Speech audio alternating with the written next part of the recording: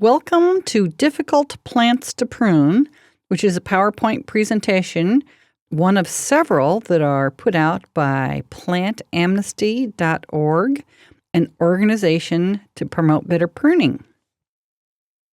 And this PowerPoint slideshow is brought to you by our grantors. God bless our grantors. That would be the Washington State Department of Natural Resources Community Forestry Division and the USDA Forest Service, which really wants me to tell you that they are an equal opportunity employer. And they have funded this. They also want me to remind you and educate you about a couple of very important tree things. One is don't top trees. Don't top trees. It's bad for them, bad and wrong, and it shouldn't be done. 99.9% of the time, bad and wrong. Not only does it look bad, but it doesn't work. It doesn't work to keep your tree small. It actually makes your tree speed up its growth rate. And instead of saving the tree in the view, it ruins the tree in the view. And that is both for conifers and deciduous material. Causes them to become dangerous, causes them to be rapid growing messes, and causes them to not look good. The DNR and the USDA would also like you to know where the tree's roots really are. Most of an average tree's roots are on the top 3 feet of the soil, and most of the feeder roots or hair roots are on the top 3 inches. And why does this matter? Because people don't have the right picture in their heads when they go around their tree and start to do a little development, whether it's a patio, a sidewalk, a drainage line, an irrigation system. If you dig over a third of the tree's roots out or cut them, you have set your tree on the road to death. And if the tree roots go deep, like the ones that are imagined by most people, it doesn't really matter what you do on the surface. But the tree's roots really are close to the top of the ground, and therefore you must be careful. See, now you know more than 75% of the world population about tree biology. But that is not our topic today. Our topic is how to prune a few of our more difficult plants. And those are, briefly, rhododendron, hydrangea, beautyberry, also known as calicarpa, viburnum bodnintense, and abelia. And we will go over these one at a time. The first one is rhododendron, a very common plant here in the Pacific Northwest. If we were to say that we had a signature plant, it would be the rhododendron. It is also the most miscited plant in the Pacific Northwest. These plants are difficult to prune, and they are often put in places that require a lot of pruning, and that does not work well. But before we talk specifically about rhododendrons, let's talk about the kinds of cuts. There are only 3 basic kinds of cuts, and they are, from top to bottom, the heading cut, which is where you just whack off the tips of a branch. And that doesn't make things small or keep things small. It actually makes things bushy and is bad for the health of plants. As you can see by the rightmost illustration, you are likely to stimulate an upsurge of water sprouts, sometimes called suckers, that are messy, fast-growing, and ugly, which is bad news because you can't get rid of them. You cut those again in an effort to keep your plant small, and every place you cut, you don't stop the growth or slow the growth, you divide the growth. So you get a hydra monster in your backyard. On rhododendrons, this isn't so much straight up growth as it is long wiggly shoots with just a little bit of green at the end. They look like roller coaster rides, or my friend calls them rhododendron spaghetti. That's not good. The right way to shorten a branch on anything is called the reduction cut or the selective heading cut. Everything has to have 2 names in horticulture. And with the reduction cut, you find the part that sticks out the most follow that branch back to a side branch which is big enough and cut it off to there. And when you're done, if that cut is not too big and you don't do too many, you won't get water sprouts or dieback. It will be briefly shorter, and then as it grows out, it will have a pretty branch structure, not a bunch of those ugly water sprouts. The third kind of a cut is the thinning or removal cut, shown on the bottom here. And it takes the smaller of the two forks off. You take a branch back where it began as a bud. You're not shortening a branch, you're removing it completely to the larger parent stem. And if you don't do too many of these and you don't do too big of these, you won't get water sprouts. The plant looks natural. It is the easiest on the health of the plant. And the reason we care is that healthy plants are good-looking plants. Unhealthy plants have dieback, or they don't look good, or you get a lot of those water sprouts, all things you do not want. But the removal cut never made a shrub shorter. It is like taking off the lower branches of a tree or thinning out a Japanese maple so that it's kind of airy and see-through and delicate looking. So that's the three kinds of cuts. Let's see what they have to tell us about rhododendrons. This is not good rhododendron pruning. This is a hack job. And most people can tell that it's not attractive, but it will also result in rhododendron spaghetti or death of various branches or parts of branches. With rhododendron pruning, pretty much what you see is what you get. Rhododendrons do not lend themselves to a lot of pruning. You may have noticed that all the leaves are out at the tips and there's nothing really to cut back to if you go to make it smaller or try to direct the growth. It is just a great big green round thing with pretty flowers on it. But we do some things for maintenance pruning. It's always okay to take the deadwood out. Always makes things look better. It almost always makes them look better to take off a few of the lower limbs. I don't know why this is true, but it is. And by the lower limbs, I mean just the ones that are touching the ground. And if you feel so compelled, you can tidy up the top of the plant if you're careful and don't go overboard. This is what I mean by deadwood. It's dark colored, it doesn't have any green leaves on it, and it will just snap out in your hand.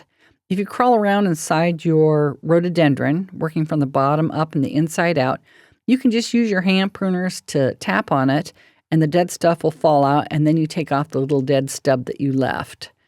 And it is pretty much cleaning house for that plant. It will always make it look better. It doesn't count against the pruning budget, and life is good. While you're in there, it also helps to rake out the dead yellow or brown leaves. In many cases, you want to leave leaves in beds because that's good for nature and good for the soil. But for some reason, rhododendron leaves are particularly annoying. And so if you can see them at all, we do rake those out and take them to the compost bin. This is what I mean by maintenance pruning. The lowest limbs are usually the ones that are streeling out over the walkway, and they are also root weevil freeways. Root weevils live in the soil, and at night they climb up. They can't jump or fly. They climb up on these branches up to the top of your rhododendron and munch on the leaves. So if you have little notches in your rhododendron leaves, you may want to make it harder for them by taking up the lowest branches. And there are a few crossing rubbing branches inside. And now it looks like this. And then some compulsive person really feels compelled to make the perimeter even. So you can go back and do some gentle size reduction, always cutting to a side branch or leaflet that is big enough. And then you have a very tidy rhododendron. You shouldn't do too much of this, though. If you do too much size reduction, you will get a funny-looking rhododendron, which means that it tries to sneak out sideways and starts getting chevron-shaped. And you can create rhododendron spaghetti if you do too much size reduction, even if you're doing things the right way. This is why it's in the slideshow called Difficult Plants to Prune. Don't be too discouraged. There's another slideshow called Easy Plants to Prune that I had to make just so people wouldn't get disgusted and quit learning how to prune. The main question or comment I get from the public is, my rhody's too big. And in fact, rhododendrons are quite a large shrub in most instances. One horticulturist said inside every rhododendron is a 15-foot tree trying to get out. And you should know that when you plant them. So this is a picture of a full-grown rhododendron. It is not even a particularly large rhododendron, and it has grown since then to go completely over the second-story window. And there's nothing wrong with it. It actually looks pretty good here. We went inside and just thinned it out and put some ferns underneath it. In fact, rhododendrons are a very large shrub, and the thing that they're too big for is usually people's idea of how big they should get. Unfortunately, size reduction won't work. If you whack back your rhododendron, one, you get a bunch of ugly-looking sticks, which isn't very attractive. And one of three things will happen. One, those sticks will die back. Two, they will explode into spaghetti. Or three, they will grow back, but by the time they look good, they're the same size as they were before. So this makes rhododendrons very difficult to prune. Whenever I'm giving a class on pruning, the homeowner always starts moving us over to the rhododendrons and says, could you help us with these rhododendrons? And I always try to turn them around and head them over to the pierces or the camellias or anything else, because rhododendrons are really very difficult to do anything with. As I said before, what you see is what you get. The very best solution to the too big rhododendron is to learn to love big rhododendrons. People don't complain that their car's too big or their house is too big or their boat is too big, but they often complain that their rhododendron is too big. And if it isn't really in the way of anything, I highly recommend the labor-saving device of mentally changing your opinion to learn to love big rhododendrons. One of the things you can do for the too big rhododendron is transplant it. Rhododendrons are the number one candidate for transplanting because they have a fibrous, pancake-like root system, which makes them a relative dream to dig and drag around the yard. In fact, sometimes they don't even know that they're out of the ground. Another old saying is your rhododendron will appreciate a trip around the house. Those of us in the profession of landscaping often move rhododendrons bigger than ourselves, and sometimes backhoes can be used to move two-story rhododendrons. It does require a certain amount of labor. You have to dig your rhododendron out carefully. You don't just want to rip it out of the ground. You make a trench, a little bit bigger root ball than you think you can carry, and then you chisel and you cut and you chisel and you cut, going in a circle round and round and round your rhododendron. You do use your lopper to cut large roots or a saw that you can get dirty. It's not the large roots that keep the shrub alive. It's the little hair roots that if they dry out, you have a dead shrub. So don't worry about cutting the big roots, and don't try to do it just with your shovel. You do have to have that lopper with you. At some point, one person pulls the rhododendron towards them and the other person continues to cut and chisel and saw the roots, and then you switch places and go back and forth until, all of a sudden, you can tell that it is free, and it's a great feeling. Then you tilt it, shove a tarp under it, tilt it the other way, pull the tarp through, and find two other strong people. Everybody grabs a corner and drags it over to the pre-dug hole, which has a hose or a bucket of water waiting. You plant it and then soak it really well. And soak it really well the entire next year. The best season to do this is in the spring or the fall when it's wet and the weather's working for you. But we have done it other times as well.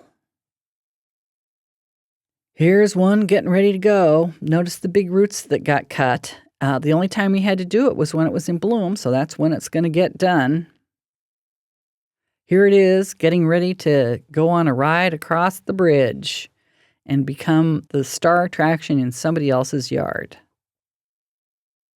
The first solution to the too big rhododendron is to learn to love big rhodies. The second solution is to move your too big rhody to someplace that it can live and continue to grow and do well. Occasionally, you can get your rhododendron to look better by doing what I call the round down. People plant their plants too close to the house, and it looks okay for the first couple of years, but eventually it looks jammed up against the house, and you might want to spend some of your pruning budget by cutting selectively the branches that are just hitting the house and also getting those ones up off of the ground. And that might just be enough so that it doesn't annoy you. Pruning isn't really anything that we do for the sake of the plant. We do it usually because we have made some mistakes in our designs. Even just getting it a little bit away from the window so that you're looking at the rhododendron instead of having it jammed against the window will help you learn to love your rhododendron and have it do its job for the next several years. And sometimes you're not really up for moving it, and it isn't so much jammed against the house, but it is coming out in the pathway. And there are some things you can do to pretty much steady state your rhododendron, stop it in its tracks, and that would be called snapping off the new growth. This is extremely labor intensive, but it might solve a problem for you at least for a while. Let me explain. In the spring, after your rhododendron has had its flower, the flower head drops off or you deadhead it, and then some new shoots grow out that are soft and light green colored. If you snap those off or even cut those off, you can stop your rhododendron from growing pretty much right there. But you do have to do it to every branch all over the rhododendron. And I don't know why this works, but it does. And many of them will even continue to bloom, although some won't.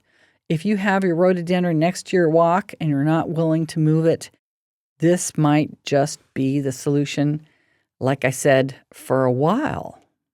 And this is what it looks like after you've snapped off the new growth. Another solution to the too big rhododendron is arborizing, and that's just a fancy word which means making a large shrub into a small tree by taking off the lower branches. This is an arborized shrub. It's not a rhododendron, but it's a plant a lot like a rhododendron.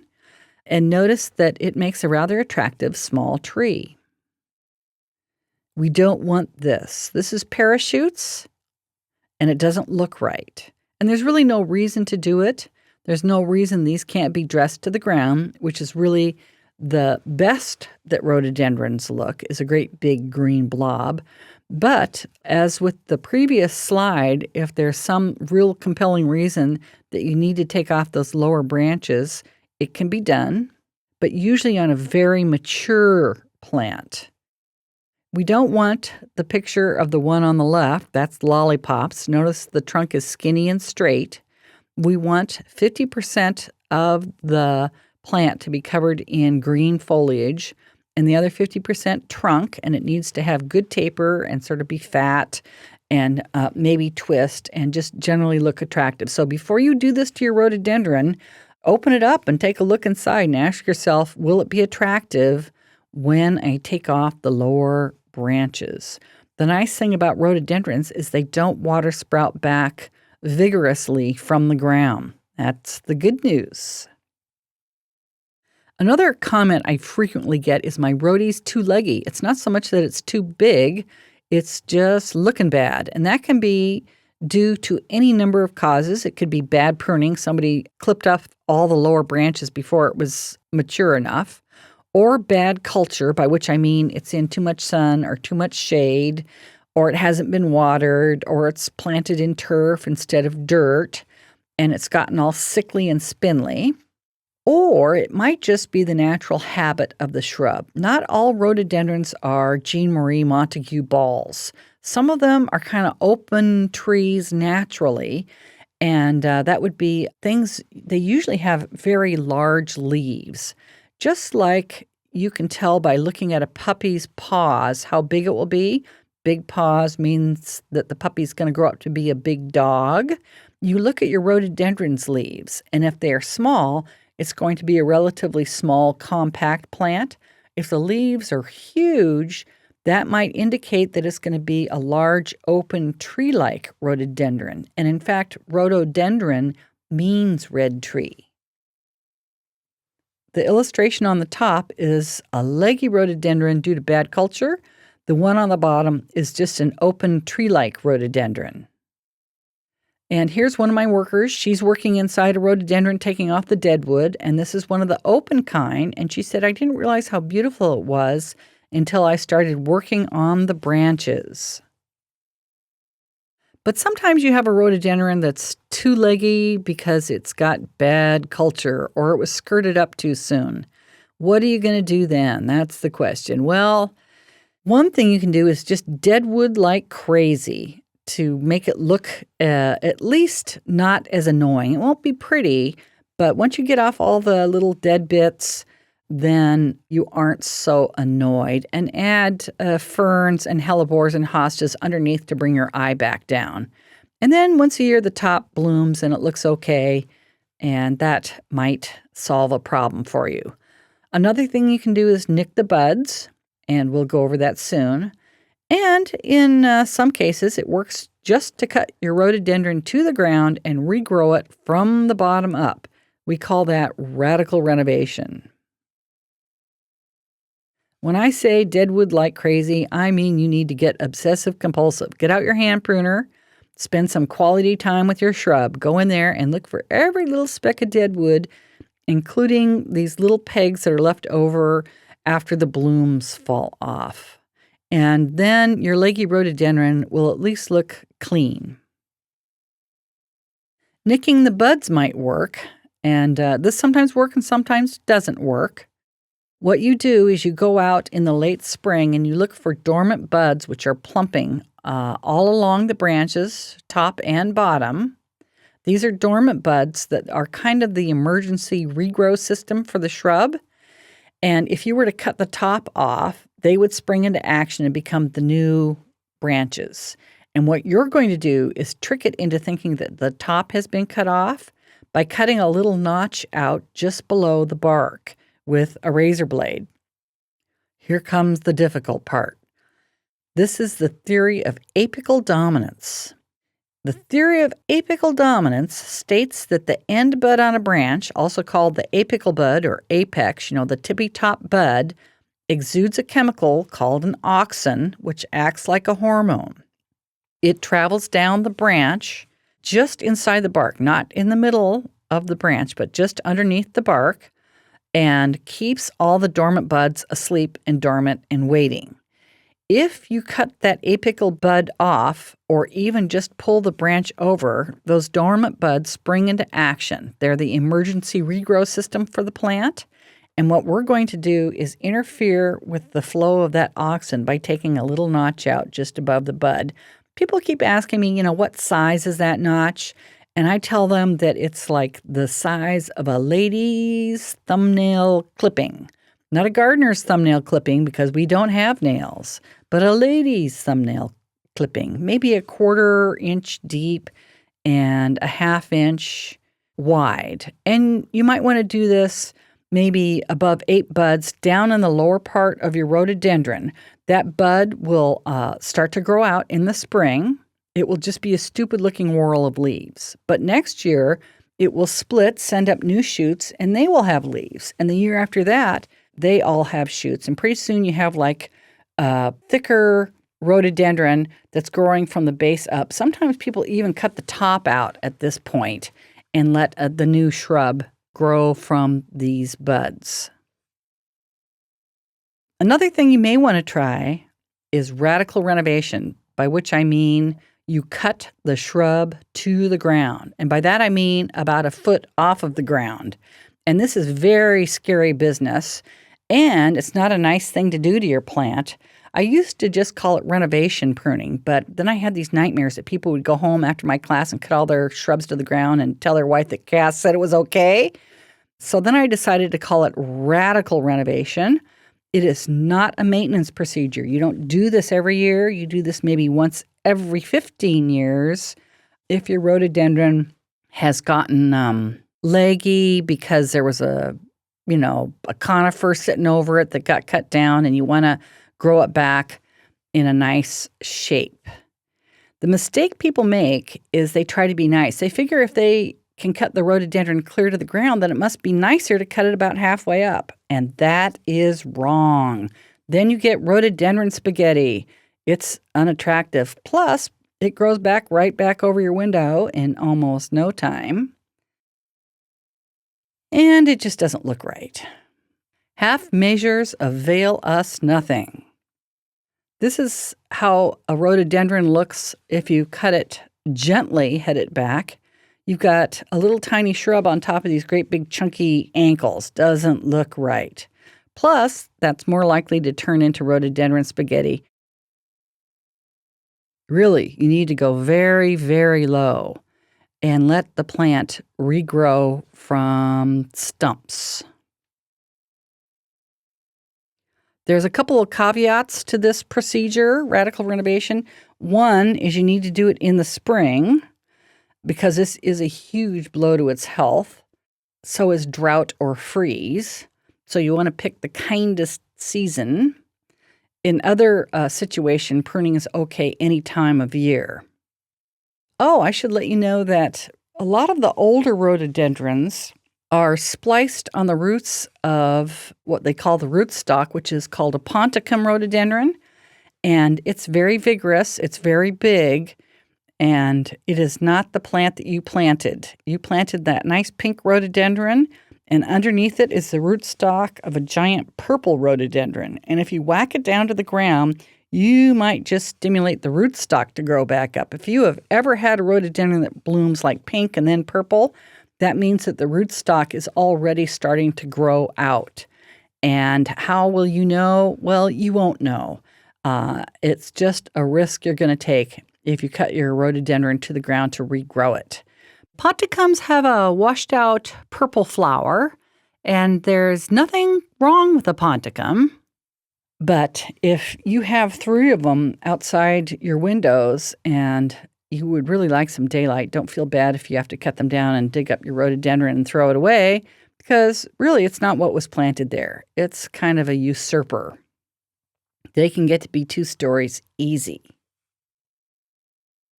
If you cut your rhododendron to the ground because it's leggy and you don't like how it looks and you're trying to get it to look better, you have to make sure that you have solved the problem, which means if your rhododendron is leggy because it's in too much sun or too much shade, and it still has too much sun or too much shade, it's just going to grow back leggy or perhaps dead. So you really need to solve the problem, like cutting down the Doug fir next to it so that when it grows back, it finally gets enough water and enough sun to look good. Here's a lodi rhododendron, which tends to be a leggy rhododendron anyway, or a tree-like rhododendron, and it's planted under way too much shade. Rhododendrons like a little shade. They don't like the full blazing hot sun, generally speaking, but they also don't like to live completely in the middle of the forest. They don't look good that way. So this lodi rhododendron, if you cut it to the ground, would not be fixed. It would not come back as a nice round ball. It would come back leggy, or not make it at all. So that's it for the too leggy rhododendron. How about one that's just plain too ugly? Here's what I mean. Rhododendrons that look like this have had a hard life. Most often it's because they have been planted under an evergreen tree and have not gotten enough water, because even in the winter when it's pouring down rain on everything else, the rain never reaches the ground underneath your western red cedar or your Doug fir.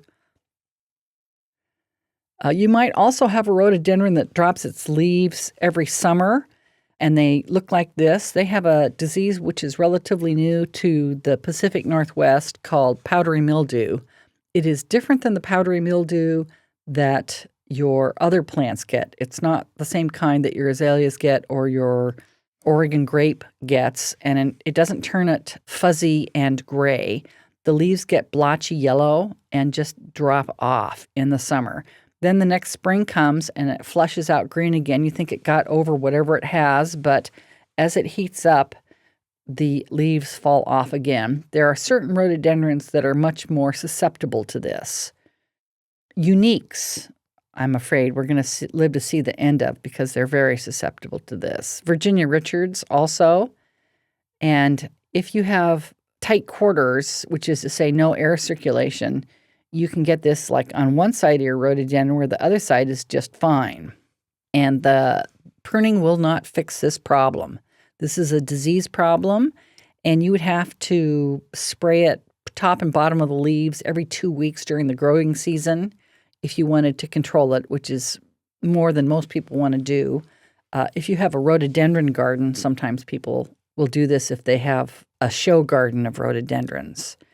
But for the rest of us, we usually just take that rhododendron out and replace it with something that doesn't get the disease. And finally, what about rhododendrons that you've already made a couple of mistakes on? Most people learn by trial and error with pruning, and by which I mean mostly error. What happens is people get tired of their too big rhododendron, they finally screw up their courage, go out and just lop a branch back. And it sports a little bud, which turns into a shoot, which has flower, and they feel like, aha, it's worked. But then as that flower expands, it pulls down that skinny new soft shoot, and that skinny shoot hardens off, dipping down. The next year, new shoots go up, the blooms pull them down, and pretty soon you get a rhododendron that is just not attractive. And in fact, it's a nightmare. The hardest rhododendrons I prune are ones that have been previously chainsawed in half. And they're full of this rhododendron spaghetti. The problem with them is you go in to take off some of the worst wandering shoots, but every time you cut one off, you see more of what's left, and what's left is unattractive. So that doesn't work. Just like with the leggy rhododendron, sometimes the best thing is just to ignore it, and hopefully the outside will finally get cloaked enough that you can't see those ugly, skinny shoots. This is a good candidate for justifiable arboricide, cutting down, getting rid of the evidence, or radical renovation, cutting it to the ground and starting over. Some people don't want to do any of those things, and they want me to tell them what else they might do. And I will say that occasionally they do recover from mal-pruning, and I will give you the instructions.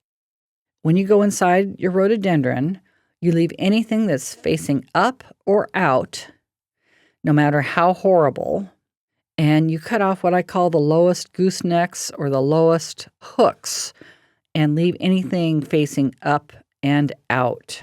So it would be like taking off that lower one, and you do that all over your rhododendron and then wait another year, and maybe you will help it grow out of its intense unattractiveness. And finally, on rhododendrons, people ask me about deadheading. Deadheading is a word that you use for taking off spent flowers as they turn into seeds. People do that a lot with their annual flowers, and people do it with their roses. They also do it with their rhododendrons. After the blooms are done, they hang on and turn this sort of ugly brown, and they set up a seed head, which is not attractive.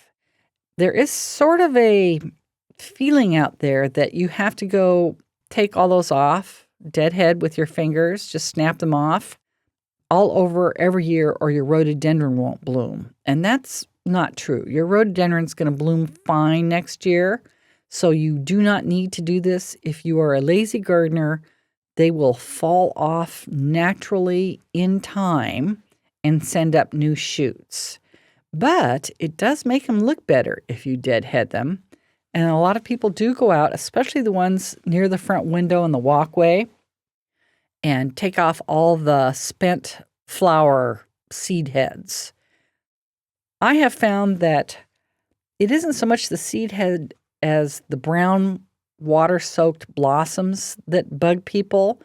So I'll just take my fan rake and kind of rake the shrubs and also the azaleas to try and fling off as many of these brown blossoms as I can. And maybe that makes it acceptable long enough until they fall off naturally. But I don't want to discourage you. If you want to go pick off all your dead seed pods, go for it. It will look better, but just know it's janitorial. It makes things look better. It's nothing that the plant needs to bloom.